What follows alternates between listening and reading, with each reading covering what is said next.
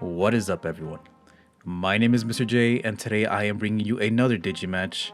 On the left, we have Anibal playing the Reaper, of course, and on the right, I am playing Beelzemon. So this is round 3, the finals for my tournament last Friday, locals tournament. As you can see, I did not open up a rookie, and I did go first. So yeah, not off to a good start. Anibal is actually really good. He's really fast with the deck. He plays Yu-Gi-Oh! And I thought it was hilarious that every time I made a play, he said, yep, okay, yep. And like, dude, what do we do? We're not playing Yu-Gi-Oh! Unless you have an Ash Blossom, my guy. Like, there's no reason why you should be responding unless you're gonna be like, hey, you made a mistake. I just think it's funny, right? Because I used to play Yu-Gi-Oh! Myself. It's just hilarious how his Yu-Gi-Oh! Tendencies seep in through the Digimon game. But he's gonna go ahead, as you can tell, he's pretty fast. So yeah, he has 4 Digimon in the field, 3 sources, another mother already, and that was like turn 3, I believe. Actually, I only made 2 plays, so that was his second turn, right? Correct me if I'm wrong. Here I Digivolve on top of the Doberman, and then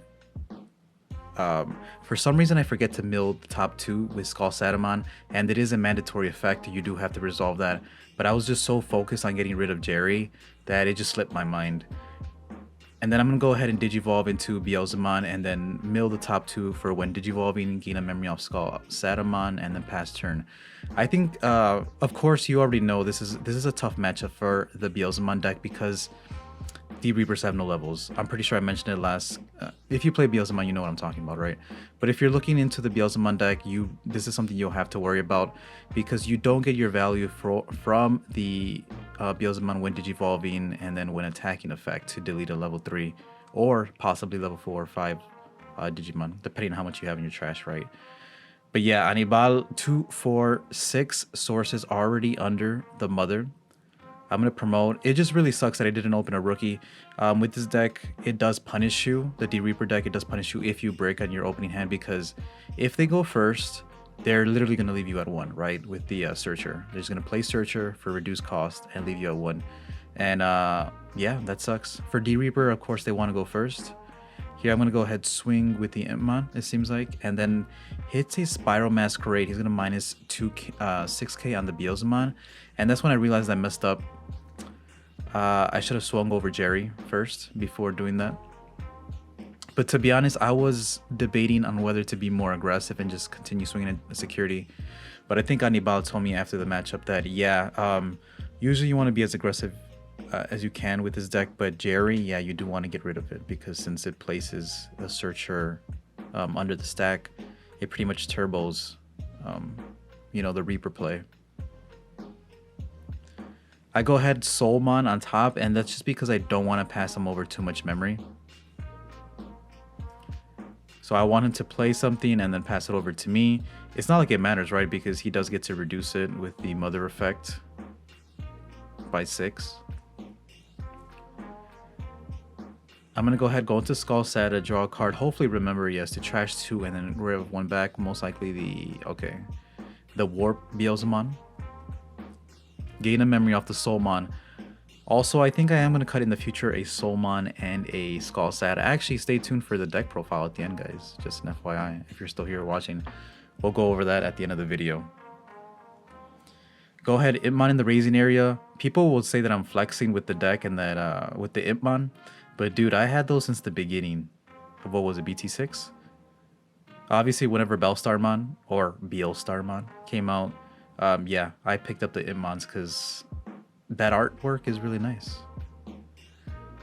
I guess you can go ahead play the Palettes head and then for free and then delete my Skull Sata, which is crazy. Swing with the Gatekeeper. Obviously Reaper comes out and then that's pretty much game. I mean, the only thing that could save me in security would be Death Slinger, and of course he's unaffected by Death Slinger. So, game 2. And here I decide to go first again. Hatch the Pagu. I do open up a rookie this time, and I'm going to play the Ayamako. That way he cannot choke me anymore. His is play Searcher for 1, of course, and then play the Pendulum Feet to search. Really nice. and then play the searcher again, I will go to my 3. So 3 Digimon on the field on his turn 1, right? To end his turn 1. That's pretty cool, pretty nice. And here I was debating, I guess I just bricked. It really sucks that I break both games. I'm gonna hard play Beelzemon, the EX2 one. Yeah. Yes, that I just did that in a deck that's not focused on stacking. Can you believe what would happen if I did focus on stacking? Probably the same thing, to be honest. In all seriousness, though, again, to each their own. With the some people prefer the stack focused build for Beelzemon, and some people prefer the warp focused. Like I said before, I do like the warp aspect of the deck.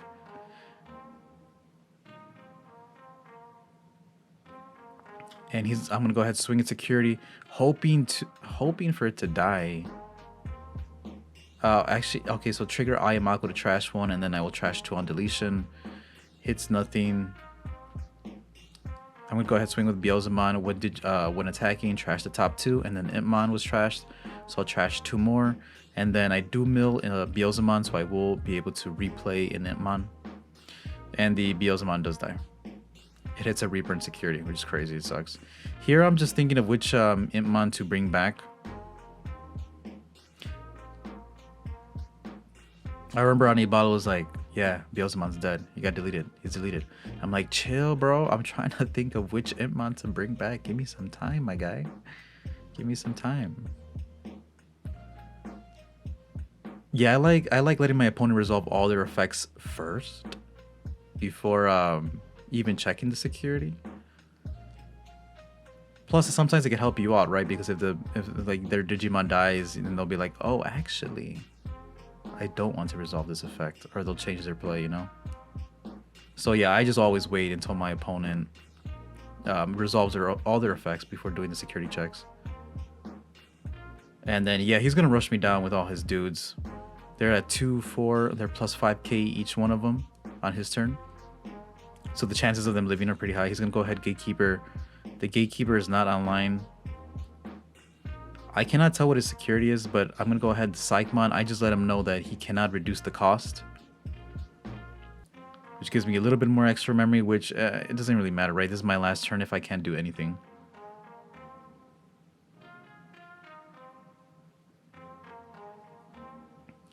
So 2 Ayamakos, I get a chance to mill 2 cards. So I'm going to play the Sora and Mimi. I'm going to go ahead, draw, discard a card. And what I'm looking for here is I'm fishing for the Loemon. So I don't have it in trash set, which is insane, right? I can't believe I don't have it in trash. I'm just going to go ahead, sort my stash. I tap 1 Ayamako, warp, hits a Gatekeeper, and that'll recover, and then, of course, 1 more check. But yeah, I'm just looking for the Loemon. I think I just need the Loemon to win.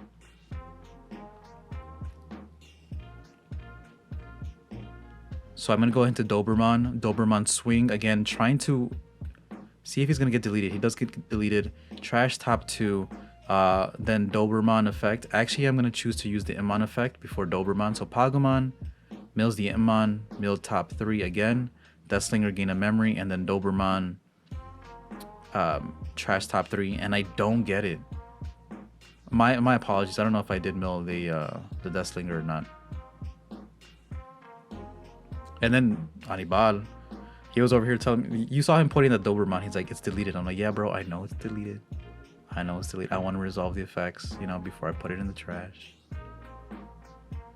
Someone in the comment section did say that before too. Make sure to, yeah, man, because if you put it in your trash, there's a good chance you might forget the effect. But yeah, I'm just gonna go ahead and scoop it up. I did not see the Loemon. From what you see in the video, it's actually the next card. But that's all I needed to force a game 3. Again, this is a very hard matchup for Beelzemon because obviously the whole point of this deck is to warp and destroy your opponent's Digimon to, you know, control the tempo. Wasn't able to do that. They don't have any levels. Tough matchup, but it is possible, like you saw in round 2. But we're gonna go ahead and move on to the deck profile. So give me a second. Okay, so for the Beelzemon deck profile, you should see it on screen right now. We have, for the rookies, 4 of the EX2 Impmon, 4 of the BT6 Impmon, and then 4 of the BT2 Impmon. Okay, so maxing out on the Impmons for sure. The EX2 one is actually really good at specifically searching for your OG Beelzemon. That way you can play it and then possibly warp on the same turn. The BT6 Impmon is really good at retrieving any Beelzemon you want from your trash. So he can retrieve the Blast Mode or either of the 2 Beelzemons. Also pretty nice. The Psychmons are necessary because obviously D-Reaper. I actually want to bump this up to 3. If I could max it out at 4, find the space for it, I would, but to be honest, the space is really tight in this deck, even for the warp focused. And obviously just 4 of the OG Beelzemon, OG Impmon, because trash 3 from the top of your deck on deletion with the Pagumon, trash 5, and then you could possibly mill a Beelzemon EX2 to replay the Impmon, a Blast Mode to kill a level 4 or lower, or you could trash Deathslinger.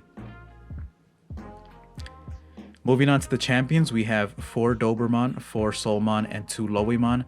The Dobermon, I feel like it's one of the key pieces in the deck, right? You trash the top 3, you can activate your effects that gain you advantage, and then you can also, if you mill a Tamer, you can obviously just like trash cards, trash your Tamer, and then you just pick it up with Dobermon. Dobermon's pretty cool. And then Soulmon, the only reason I'm okay with playing 14 rookies in a warp style deck is because you can hard play Soulmon for 4, and then you can Digivolve on top of it, Skull Sata for only a 2 cost, right? Because you'll gain a memory. Soulmon, I really like it, and then 2 Loemon for game. The Loemon like is actually really good. I honestly want to bump it up to 3 copies. In the future, what I think I want to do with the champions is maybe cut one Soulmon and 1 Dobermon and put in 2 Devimon blockers, the 1-cost ones. For the ultimates, just 4 Skull Satamon. Honestly, I do want to try 1 Rebellion because I think I saw Card Fight King retaliate his Rebellion into a Black War Greymon. I think it was his brother's Black War Greymon.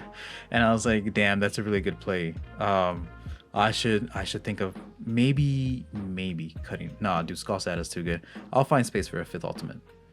And then for your megas, 4 Beelzemon EX2, this is the one that gains you advantage when it's milled. You get to replay an Impmon. And then only 2 of the Warp Beelzemon. He is pretty crucial for the combo though, but you can always retrieve him with the Skull Satamon. You can retrieve him with the Impmon.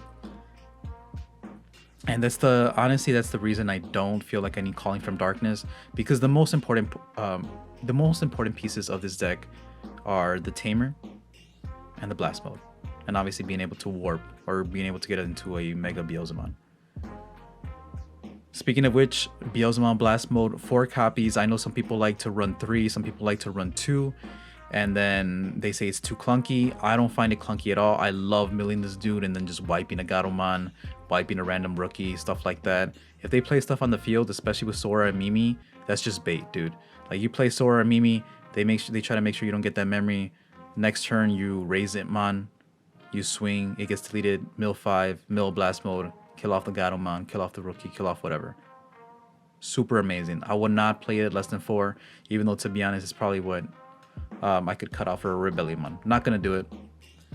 And then for the options, 4 Miss Memory Boosts. This is what enables your combo. If you saw Mario's Gaming World, he did a deck profile recently. Any Iman in Raising, 10 in Trash, I Am Mako, and Miss Memory Boost, you have the combo. You raise your Iman, warp into Beelzemon, delete something level 4 or lower, and then you can swing, tap I Am Mako, and then warp into Beelzemon Blast Mode and delete something else. Really, really good.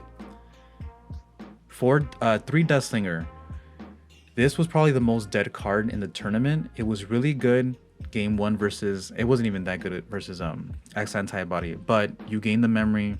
Honestly, this is the one I would cut down to 2, possibly, just because it's not good in the D-Reaper matchup. This is the one I would cut down to 2 and then maybe throw in another Psychmon.